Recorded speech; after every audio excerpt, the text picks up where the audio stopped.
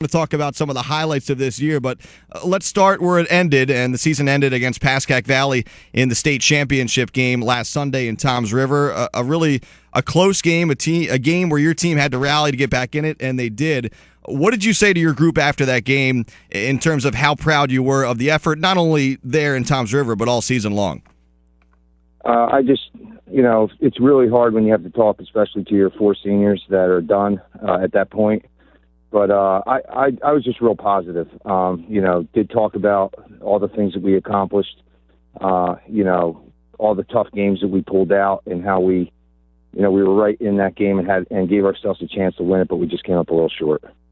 It's such a big venue there at Toms River North, and you've been there obviously before, but this group, these players that you had this year haven't been there. How did they adapt to the surroundings? Was it a situation where, maybe the stage was, I don't want to say a little bit too big, but they had to get used to the scene there? Or was it a situation where Pascack Valley, hey, you're talking about a North Jersey sectional champ, and that's a really good team you're playing against? I think it's a combination of both. I thought both teams were a little tight at the beginning. The score at halftime was 18-12, which, isn't unusual for us because we have games where we do that. But I just thought that we were a little tight at the beginning and we weren't shooting the ball the way we were capable of. In the second half, I felt like we came out, we were settled a little bit more and played, to our capabilities. So many big wins over the regular season, but then, some really exciting games in the postseason. And I want to start with that Cape Atlantic League Championship game, Ocean City versus Middle Township, second year in a row. And, of course, the Panthers won that game in overtime a year before, so I know your group out for a little bit of revenge. It goes to overtime again. It goes down to the wire, and you put the ball in the hands of your senior, Grace Sacco. Talk about, if you can, the atmosphere there and just what that win meant for that group, especially against the Middle Township team, which, like I said, in that very similar scenario, got the best of you guys a year before. Yeah, they're always a big game. We've battled them every year since I've been, coaching at Ocean City, and to have that game be a repeat of the year before and to go to overtime is really kind of fitting for the two teams and the way we played against each other. Great atmosphere. It's a great atmosphere to get you ready for what we face in the state playoffs. And at the end when Grace was able to make that shot, it was just I think a really big boost for our team. I wanted to get your take, too. Obviously, high school basketball, no shot clock, and anyone that's seen you guys play know you like to run a very methodical offense and take your time, and it's been very successful by and large. But in that particular case, you guys held the ball for, I think, 2.5 minutes, and, obviously some boos are raining down from the Middle Township fans. And does that bother you at all, or do you know exactly what you want to do there and you want the last shot with Grace Sacco? I wasn't giving the ball back to them, basically, because if they would have had the ball, they probably would have held it on us. Not just have Grace dribble like she did, but I think they probably would have worked it around, to get the best shot possible. So, again, in that case, I just felt like if they were going to let us dribble it out, I had a lot of trust in Grace to do what she did at the end there. Checking in right now with Paul Baruffi, head coach of the Ocean City Red Raiders, 30-2 this season, Cape Atlantic League Girls champs, and also South Jersey Group 3 champs. Coach, let's talk about the state playoffs now, and you guys really roll through the first 3 rounds, and then you get the team that I think a lot of people were hoping that you would get. A lot of South Jersey basketball fans, especially in Cape May County and Atlantic County, wanted to see Ocean City mainland. You guys split during the regular season. In fact, the Mustangs handing you guys your only loss of the regular season, but in that South Jersey Group 3 final, you guys have home court advantage, and it was really a tight game in the first half, and then you guys made some adjustments coming out in the second half. What did you tell your team in the locker room to sort of speed up the pace of the game in that second half?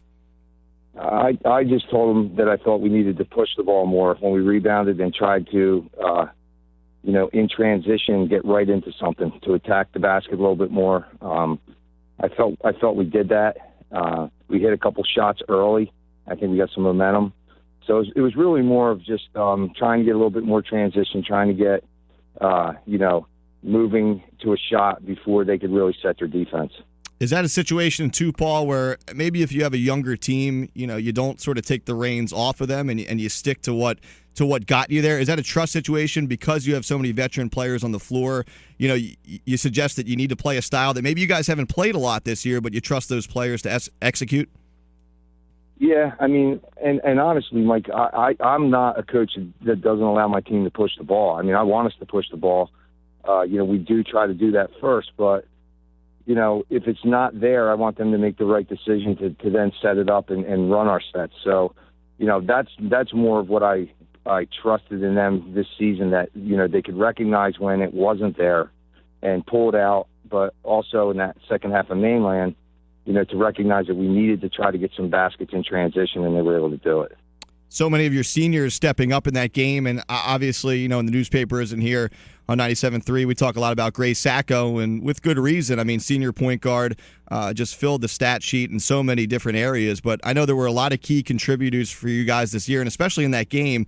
Alexis Payone had a big game, Sadie Ford down low, Rosalia Daddy. I mean, just talk about some of those players if you can, and quote-unquote complimentary pieces, but sometimes on any given night, one of those players would carry you. Yeah, well, Alexis was our leading scorer all season, so she provided us with at least 12 points a game and a little bit more in the playoffs many times, and so she was very consistent, and she also would get the toughest defensive assignment every game. I would put her on whoever I felt we needed to stop. Sadie was just one of those players that you love to have in your program. She just does everything you ask her to do, practice, games, takes charges, will make a big layup here or there, play great defense. And then Rosalia was somebody that we moved to center last season and really improved, having a year under her belt, able to, be a little bit more comfortable in that position and give us a lot of good minutes out of that spot. Getting with Paul Baruffi, head coach of the Ocean City girls basketball team. Again, OC 30-2 this season, also a South Jersey Group 3 championship game. Coach, a really interesting and exciting game in that state semifinal round over at Deptford up against Ewing. That one goes down to the wire, really not once, twice, but 3 times. You go to overtime. You guys think you've won it, but then a foul is called. Ewing goes to the line, makes 1 of 2, and that miss, that second free throw, is what seals the win for you. So many emotions in that game. Sort of take me through those pivotal minutes there and what you're thinking as a coaching staff. I know, obviously, you're not thrilled about the foul call, but what are you telling your team to get them calmed down? Because your girls had to go back out there. They celebrated, but then they had to go back out there and at least stand on the free throw line for another 0.7 of a second. Yeah, well, what happened was one of the officials actually told me that they were putting time on the clock, but that the foul was on Ewing.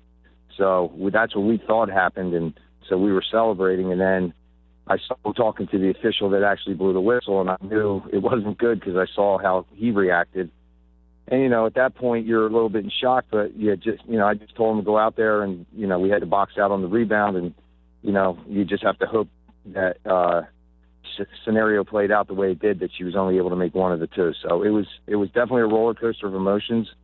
It was a tough game. It was a very physical game. I felt both teams played extremely hard, and it would have been in that situation, it would have been really tough to take if we would have lost. Before we let you go, Paul, just your major takeaways from this season. Obviously, you guys accomplished so much of what you wanted to. Cal champs, South Jersey champs, just coming up a little bit short on the state level. But, even a couple years from now, when you look back about this particular group, what are some of the things that you're going to remember? I just think, how they approached every game, the toughness that they showed. They just really played tough in every game, and I always felt like we were in every game. Even when we were down, I never really felt like we were out of a game, that they could battle back, and I'll just remember how many times they actually did that, and all the great accomplishments that they had. Congratulations to you. Congratulations to your players as well. Ocean City girls basketball team, again, an outstanding season, 30 wins. Head coach Paul Baruffi. Thanks for taking the time this morning, Paul. Thanks, Mike. Take care. All right, again, OC 30-2 this year, just coming up a little bit short